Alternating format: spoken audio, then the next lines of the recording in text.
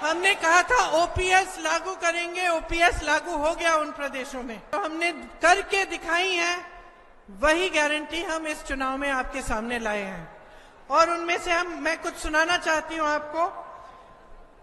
जो बेरोजगारी है देश में, इसको हम समझ रहे हैं और हम चाहते हैं कि हर परिवार में जो पहली नौकरी है वो पक्की हमारी तरफ से, केंद्र की सरकार की तरफ से आपको मिले। जो बच्चे स्नातक पास हैं उनको 1 लाख रुपया दिया जाएगा। 5,000 करोड़ का फंड बनाया जाएगा जिससे जो नौजवान अपना छोटा कारोबार, छोटा बिजनेस शुरू करना चाहता है या स्टार्टअप करना चाहता है, उसको फंडिंग मिलेगी। पेपर लीक यहां भी हुए हैं और अन्य प्रदेशों में हुए हैं। अब पूरे देश में ऐसा माहौल बन गया है कि आप मेहनत करते हैं, आपके माता पिता फीस को इकट्ठा करने के लिए मेहनत करते हैं, आप पढ़ाई करते हैं, ट्यूशंस करवाते हैं, और फिर भी जब आप पेपर देते हैं तो आपको कुछ पता नहीं कि आपको नौकरी मिलेगी, पास भी होगे कि नहीं। पेपर लीक हो जाता है, घोटाले होते हैं, 20-20 लाख में नौकरियां बिकती हैं और आप कहीं के नहीं रहते। क्योंकि हम इस बात को समझते हैं, हम पेपर लीक का एक कानून निकालेंगे और एक जॉब कैलेंडर निकलवाएंगे जिसमें जिस दिन नियुक्ति होगी उसका डेट पहले से लिखा होगा, जिस दिन एग्जाम होगा उसका डेट, जिस दिन रिजल्ट आएगा उसका डेट। और अगर इधर उधर किसी अधिकारी ने करने की कोशिश की तो उस पर सख्त कार्रवाई की जाएगी। एक कानून लाएंगे हम। आपके प्रदेश से बहुत पलायन होता है।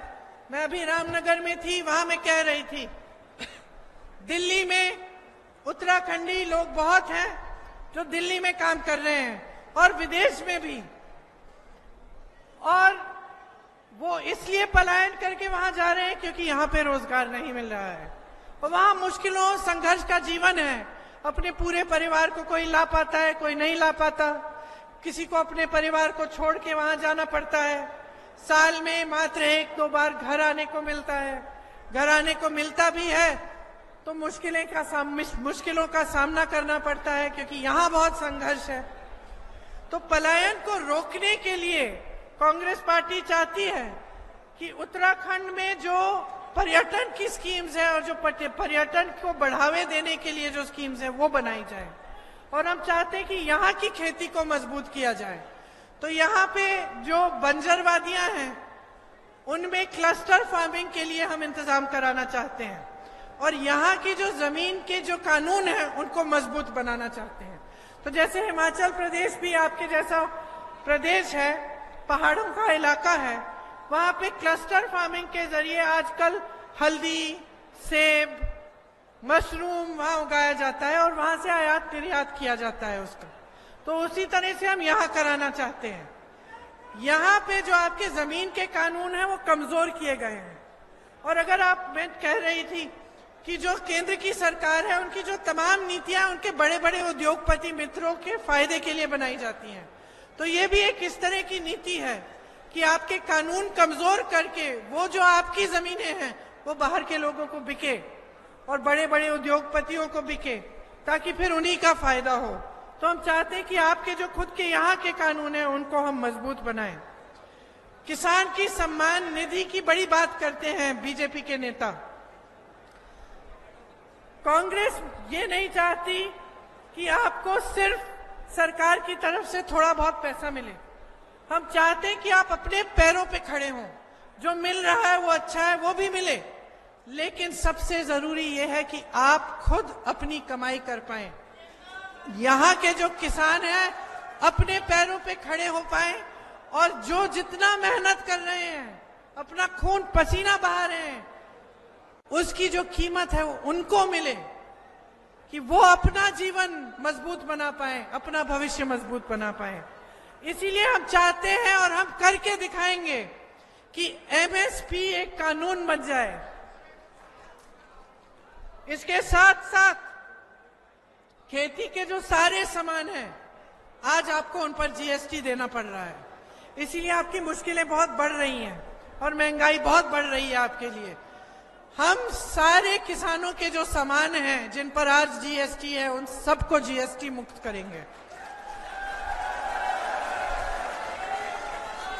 आपने देखा होगा, पता नहीं आपने सुना है कि नहीं, लेकिन जो गिने चुने बड़े उद्योगपति मित्र हैं प्रधानमंत्री जी के, उनको आपको मालूम है कितना लोन माफ किया गया है? बताइए, कितना लोन माफ किया गया है?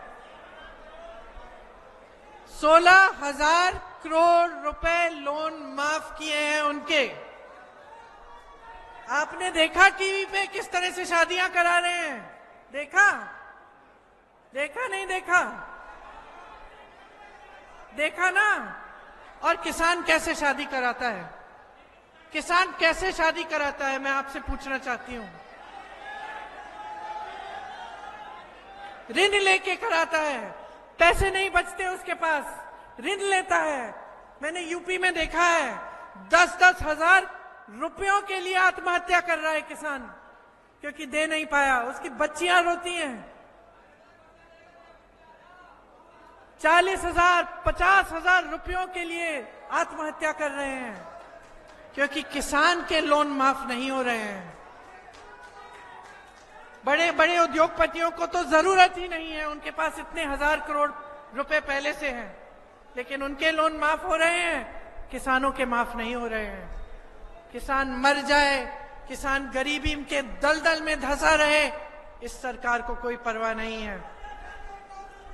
हम चाहते हैं कि कृषि ऋण के माफी के लिए एक स्थायी आयोग बने, ताकि ये एक चुनाव की बात नहीं, एक सरकार की बात नहीं, लगातार जब आप ऋण लेंगे तो आपके ऋण माफ होंगे। एक नई कृषि की आयात निर्यात की हम नीति लाना चाहते हैं, जिससे आपका फायदा हो, किसी बड़े उद्योगपति का नहीं। आपको मालूम है हिमाचल में सेब उगाते हैं। मोदी जी ने क्या किया? सेब के सारे कोल्ड स्टोरेज अडानी जी को दे दिए। अडानी जी के पास सारे कोल्ड स्टोरेज हो गए, तो बताओ सेब का दाम तय कौन करेगा? अडानी जी। तो सेब का दाम तय करेंगे बड़े उद्योगपति, किसान क्या करेगा? किसान को तो मिलता ही नहीं है सही दाम। तो ये चल रहा है इस देश में। आप इन बातों को अगर ठीक ढंग से नहीं समझेंगे, तो आप इसी तरह से आगे के 5 साल निकालेंगे, जिस तरह से आपके पिछले 10 साल बीते हैं। आपको टीवी पे, होर्डिंग्स पे बहुत अच्छी अच्छी चीजें दिखाई जाती हैं। देखते हैं ना आप, बड़े बड़े देश, दूसरे अलग अलग देशों के प्रधानमंत्री, राष्ट्रपति तारीफ कर रहे हैं मोदी जी की, कह रहे हैं कि देश बहुत आगे बढ़ रहा है। गर्व होता है ये सब सुनने से। क्या आपको लगता है कि हमें नहीं होता? हमें भी होता है। हम भी खुश होते हैं कि हमारे देश की तारीफ हो रही है, लेकिन हम असलियत को नहीं भूल रहे हैं। असलियत ये है कि आप देश की जनता हो और आपका जीवन संघर्षों से भरा हुआ है। आप महंगाई का सामना कर नहीं पा रहे हो, किसान ऋण के दलदल में फंसा हुआ है। ये भी सच्चाई है। इस सच्चाई को नकारा क्यों जा रहा है? ये सच्चाई आपको टीवी पे क्यों नहीं दिखती? हाँ? क्योंकि बिका हुआ है मीडिया। आपको मालूम है कि हमारे देश की मीडिया 90% से अधिक बड़े उद्योगपतियों की है। वो कंपनियां ही बड़े उद्योगपतियों की हैं। तो आपको सच्चाई कौन दिखाएगा? मोदी जी आते हैं मंच पे, वही कहते हैं जो 5 साल पहले कहा। मैं उनका भाषण सुन रही थी। क्या मोदी जी समझ पा रहे हैं? क्या होता है ना कि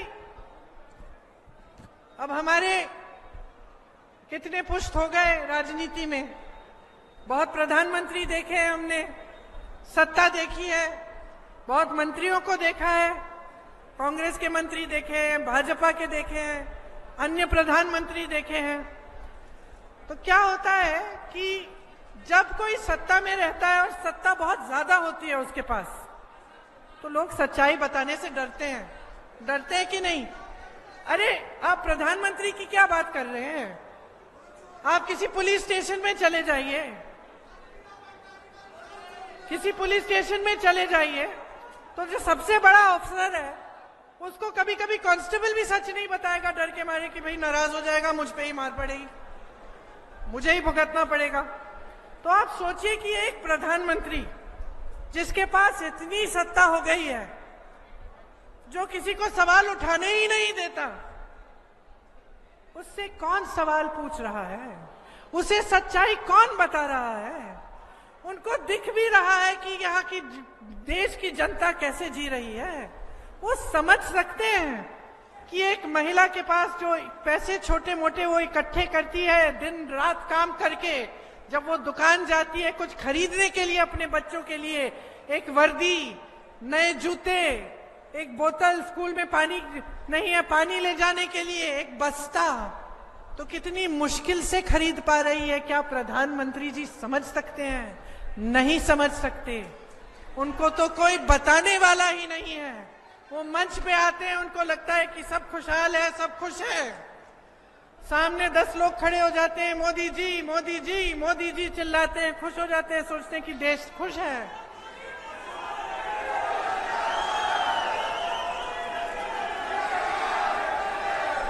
एक जो नाता होता है, जो रिश्ता होता है पब्लिक के साथ, वो सत्ता अक्सर तोड़ देती है उस रिश्ते को। सत्ता घेर लेती है इंसान को, और मुझे यकीन है कि मोदी जी के साथ यही हो रहा है।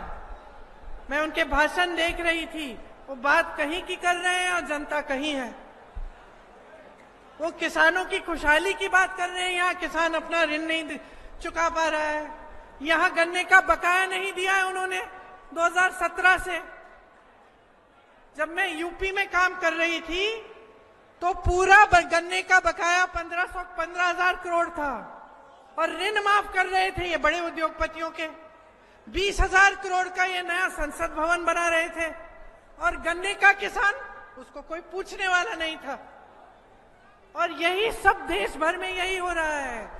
ये समझ नहीं पा रहे हैं, अलग हो गए हैं आपसे, समझ नहीं पा रहे हैं। इनको लगता है कि अच्छी अच्छी चीजें दिखाएंगे आपको, G20 करा देंगे, कुछ कुछ करा देंगे और आप भी खुश हो जाएंगे। लेकिन आपकी एक असलियत है ना, आपकी एक सच्चाई है। उस सच्चाई को आप समझ रहे हैं कि नहीं समझ रहे हैं? उस सच्चाई को आप दिन रात उस सच्चाई का सामना कर रहे हैं कि नहीं कर रहे हैं?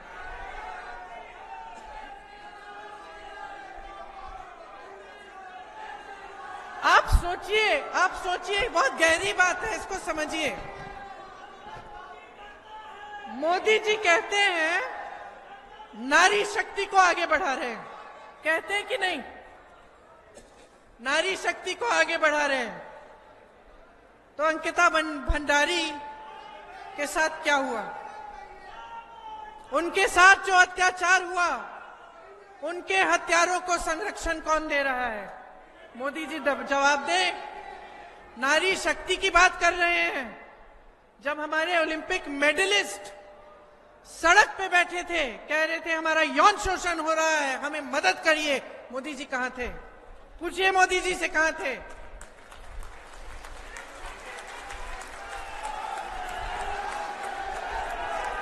जब हाथरस में एक महिला का रेप होता है और बीच रात में उसका शव जलाया जाता है, जिसने शव जलाया उसका आरक्षण किसने किया? मोदी जी से पूछिए। कल योगी जी आ रहे हैं उत्तराखंड, योगी जी से पूछिए किसने बचाया उनको।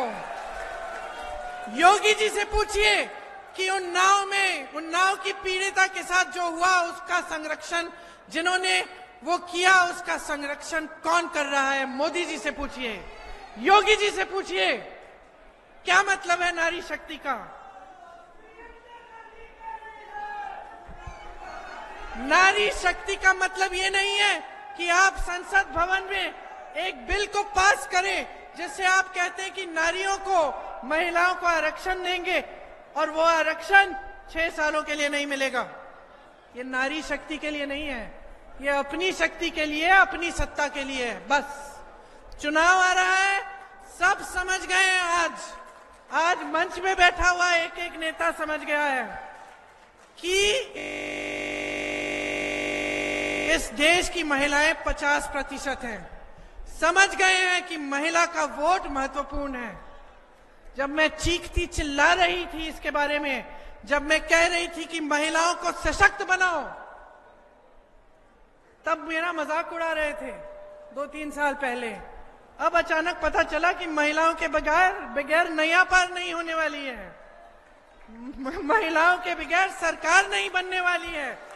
तो शुरू हो गई नारी शक्ति की बातें।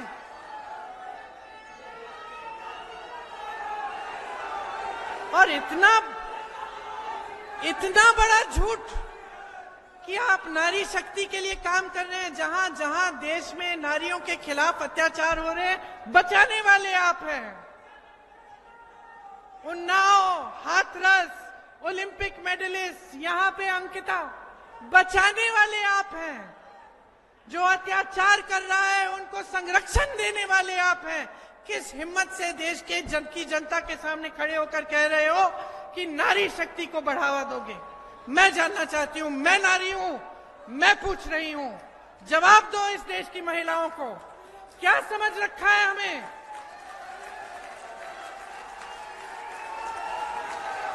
आप चाहते हैं कि इस देश की महिला अनपढ़ रहे और दिन रात आपको पूजे, ये चाहते हैं आप चाहते हैं कि इस देश की महिला कभी अपने पैरों पे खड़ी ना हो। इसलिए जितनी स्कीम्स निकालते हैं उसमें महिलाओं को अपने पैरों पे खड़े होने की बात नहीं होती।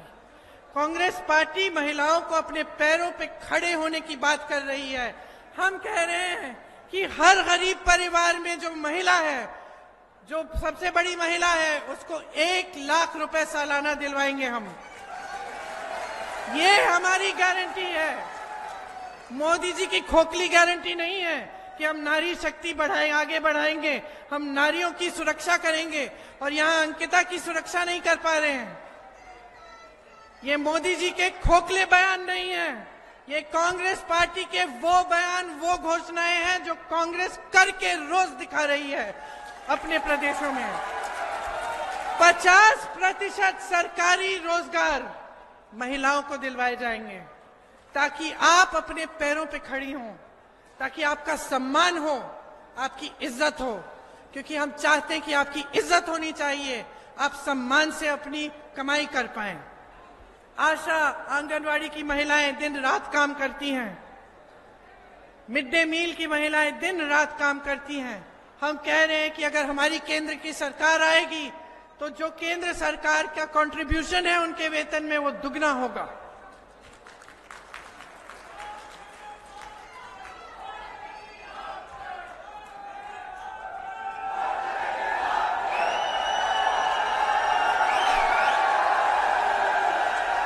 इस बार कर ही डालो, इस बार बदल डालो, बहुत हो गया है, बहुत बेवकूफ बना दिया है देश को, बहुत ज्यादा। देखो, मैं जानती हूं कि मेरे परिवार के बारे में क्या नहीं कहा। सबसे बड़ा आरोप तो ये लगाते हैं कि हम परिवारवादी हैं, है ना? ये आरोप लगाते हैं कि हम परिवारवादी हैं और फिर जिस पार्टी से, जिस दल में, जिस नेता का बेटा पकड़ सकते हैं उसको अपनी पार्टी में खींच के ले जाते हैं। परिवारवादी हम हैं। फिर कहते हैं कि हम भ्रष्टाचारी हैं। बहुत इन्होंने हमारे बारे में कहा है, लेकिन मैं आपको दिल से बता रही हूं, बहुत पीढ़ियों से हमने सेवा की है। आप अगर सोच के हमें बताएंगे कि मेरे परिवार का कौन सा सदस्य सत्ता में रहा है पिछले 30 सालों से, बताइए। ये कहते हैं हमें सत्ता का लालच है, हम सत्ता के लिए कुछ भी कर लेंगे। अपने आप को राम भक्त कहते हैं। तो मैं इनसे पूछना चाहती हूं कि भगवान राम ने क्या किया? मर्यादा पुरुषोत्तम क्यों कहलाए जाते थे? क्योंकि अपने परिवार की मर्यादा उन्होंने रखी, अपने परिवार के असूलों के लिए लड़े, अपने परिवार की गरिमा के लिए लड़े, अपने कुल की रक्षा की, और तभी उन्होंने अपने देश की रक्षा की, अपने लोगों, अपने प्रजा की रक्षा की। ये एक पुरानी हिंदू परंपरा है, ये हमारे धर्म की परंपरा है। इसको परिवारवाद नहीं कहते, इसको सेवा भाव कहते हैं, जो पीढ़ी दर पीढ़ी इस देश की सेवा करती है।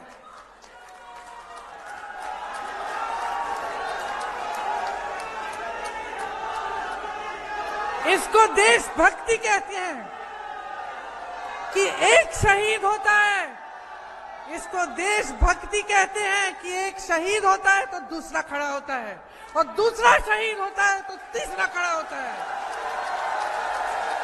और तीसरा शहीद होगा तो चौथा खड़ा होगा। कुछ नहीं चाहिए हमें आपसे, आपने बहुत दे दिया है। आपने इतना दिया है कि 10 पीढ़ियां नहीं चुका सकती हमारा ऋण। आप हमें नहीं चाहते तो कोई बात नहीं, आप हमें नहीं चाहते तब भी हम सेवा करेंगे, हम मांगेंगे नहीं, हम जितना कर सकते हैं हम करेंगे। एक सच्ची आस्था होती है, एक सच्ची आस्था होती है, एक सच्ची श्रद्धा होती है। ये मोदी जी नहीं समझ पाएंगे, आप समझोगे। आप क्यों समझोगे? आप क्यों समझोगे? क्योंकि आपने सरहद पे अपने बेटों को भेजा है, इसीलिए आप समझोगे। आपके बेटे कुमाऊं रेजिमेंट, गढ़वाल रेजिमेंट के बेटे इस देश के लिए शहीद होने के लिए तैयार हैं, इस देश के लिए पीढ़ी दर पीढ़ी शहीद हुए हैं, इसलिए आप इस भावना को समझ सकते हैं, मोदी जी नहीं समझ सकते। मोदी जी ने कुछ त्याग नहीं किया इस देश के लिए, कुछ त्याग नहीं किया इस देश के लिए। त्याग आपने किया है इस देश की धरती के लिए, इस देश की मिट्टी के लिए। आप समझ सकते हैं कि अगर एक परिवार इस देश के लिए त्याग करता है, इस देश के लिए शहीद होता है, उसका क्या मतलब है और उसकी दिल में कैसी श्रद्धा होगी।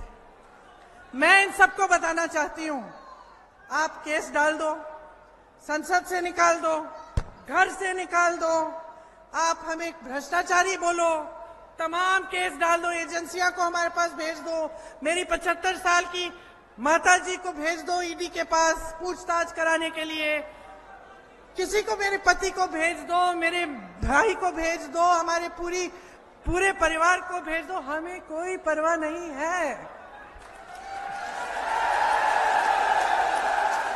हमें पता है क्या दिखता है, हमें पता है क्या दिखता है, आपका भय दिखता है, हमें आपका भय दिखता है कि भाई तुम इतना डर क्यों रहे हो हमसे, क्या हो गया, दोबारा सरकार नहीं आएगी, जनता का मन बदल गया है क्या?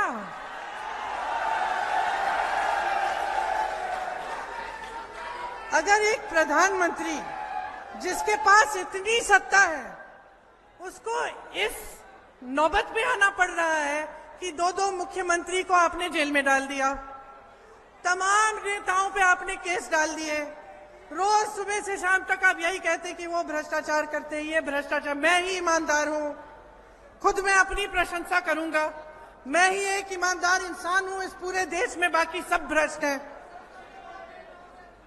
और आप 10 सालों में के लिए सत्ता में रहे हैं, आप क्या जनता को एक चीज नहीं गिना सकते कि आपने जनता के लिए क्या किया? कि आप सुबह से शाम तक सिर्फ ये भ्रष्टाचार की रट ले रखे हैं। और सबसे बड़ा भ्रष्टाचार निकला क्या फिर? Electoral bond. जैसे ही सुप्रीम कोर्ट ने कहा सूची दिखाइए, पारदर्शिता चाहिए हमें, आपको किसने चंदा दी? क्या हुआ? अचानक एसबीआई को चंदा की वो लिस्ट ही नहीं मिली पहले। फिर सुप्रीम कोर्ट ने कहा कि नहीं हमें लिस्ट चाहिए, लिस्ट निकली, लिस्ट में क्या निकला? कोविड के वैक्सीन वालों से चंदा, पुल बनाने वालों से चंदा, जिनके पास एजेंसियां भेजी थी उनसे चंदा, और फिर एजेंसियां नहीं गई लौटी उनके पास। तो सबसे बड़ा भ्रष्टाचार किसने किया? जोर से बोलो।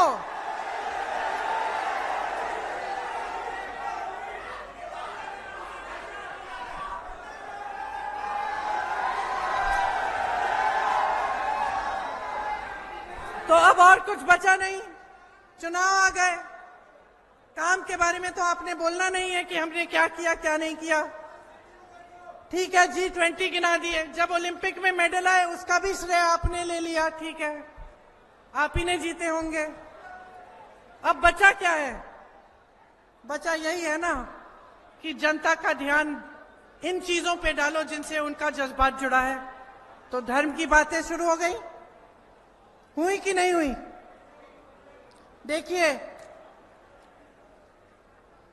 असली धर्म जो होता है ना, हिंदू धर्म में ये कहा गया है, धर्म धारण करते हैं। ठीक है, धर्म के बारे में सिर्फ बोलते नहीं हैं। धर्म के बारे में बोलने वाले बहुत हैं। हमारे यहाँ भी एक बार दिवाली पे पूजा करने के लिए एक पंडित जी आए। मैं और मेरे पति बैठे थे और पंडित जी ने पहले तो पूछा कि कितनी चंदा मिलेगी। हमने बता दिया ठीक है जो भी है, कैसा वैसा, ठीक है। शुरू हुई पूजा और मैं सुन रही हूं कि इनको तो एक भी भजन नहीं आता है, ये तो सारे श्लोक उल्टे पुल्टे बोल रहे हैं। तो मैं देख रही हूं अपने पति का चेहरा, हम दोनों हंसने लग रहे हैं कि ये कैसे पंडित जी आ गए। तो इस देश में ऐसे भी पंडित जी होते हैं कभी कभार जो धर्म का इस्तेमाल करते हैं, अपना व्यापार बना देते हैं, होते हैं। और अच्छे पंडित जी भी होते हैं जो धर्म को धारण करते हैं, जो जब पूजा करने आते हैं अपने घर तो आपको समझा पाते हैं, आपको बोलते हैं कि बेटा ऐसा है कि इस श्लोक का मतलब ये है कि अपना जीवन सादगी से जियो, ये धर्म है हमारा, सच्चाई हमारा धर्म है। तो धर्म के बारे में बोलना काफी नहीं होता है, धर्म को धारण करना पड़ता है। अगर आप कहते हो कि आप धार्मिक इंसान हो और आप मंच पे खड़े होकर जनता को रोज झूठ बोलते हो तो आप धार्मिक इंसान नहीं हो। तो आप धर्म का इस्तेमाल कर रहे हो अपनी राजनीति के लिए, आप धर्म का इस्तेमाल कर रहे हो सत्ता के लिए। आप माता के उपासक नहीं हो, आप सत्ता के उपासक हो। नवरात्रि चल रही है, बहुत खुशी की बात है कि आज के दिन में रामनगर भी गई, जहां पे मेरा एक पुराना छोटा सा मंदिर है जिसके प्रति मेरी श्रद्धा है, और आज यहां हरिद्वार आई हूं। नवरात्रि के समय चुनाव चल रहा है, तो उसका मतलब क्या है? जो असली धार्मिक व्यक्ति है वो आपके सामने सच्चाई ही रखेगा। जो नकली धार्मिक व्यक्ति है वो धर्म की बातों पर आपको उकसाने की कोशिश करेगा, आपके जज्बातों को उभारने की कोशिश करेगा ताकि चुनाव में उसका फायदा हो। अब ये बात आपको समझनी पड़ेगी। हम तो समझाते समझाते थक गए हैं। आपको जागरूक बनना पड़ेगा। 10 सालों से आप देख रहे हैं, सब कुछ सब आपके सामने हो रहा है, आपकी आंखों के सामने, और आपका जीवन संघर्षों के दलदल में है। महंगाई का सामना नहीं कर पा रहे हो, बेरोजगार हो, मुश्किलों में हो, लेकिन आप सच्चाई को पहचान क्यों नहीं रहे हो? यही मेरी आपसे सबसे बड़ी शिकायत है। पहचान लो सच्चाई को, और कहीं नहीं है, आपके जीवन में है। आपके जीवन का जो अनुभव है ना, वही सत्य है, वही सत्य है। हिंदू धर्म के सब गुरुओं ने यही कहा है, तुम्हारे जीवन के अनुभव में ही सत्य है, उस सत्य को पहचानो। आज मैं कह रही हूं कि इस देश का सत्य इस देश की जनता के संघर्ष में है। इस देश की जनता को पहचानना पड़ेगा, आपको उठना पड़ेगा, आपको जागना पड़ेगा। जागो, बहुत हो गया है ये। जागो और तय करो कि इस बार जो सरकार आप लाओगे वो आपकी सरकार होगी। वो एक ऐसी सरकार होगी जो आपके लिए काम करेगी, जिसकी स्कीम आपके लिए बनेगी, बड़े बड़े उद्योगपतियों के लिए नहीं, जो आपके लोन माफ करेगी, आपके कर्ज माफ करेगी, बड़े बड़े उद्योगपतियों के सिर्फ नहीं। तो आप समझ लीजिए कि अब समय आ गया है। अगर आज आप नहीं जागोगे, 5 साल और आपको भुगतना पड़ेगा। आप अच्छी अच्छी चीजें देखोगे, लेकिन आपका जीवन नहीं बदलेगा। और मैं आपसे पूछना चाहती हूं, सच्चाई बताओ मुझे, इन 10 सालों में कितना बदलाव आया आपके जीवन में? खुश हो? खुश हो? नहीं।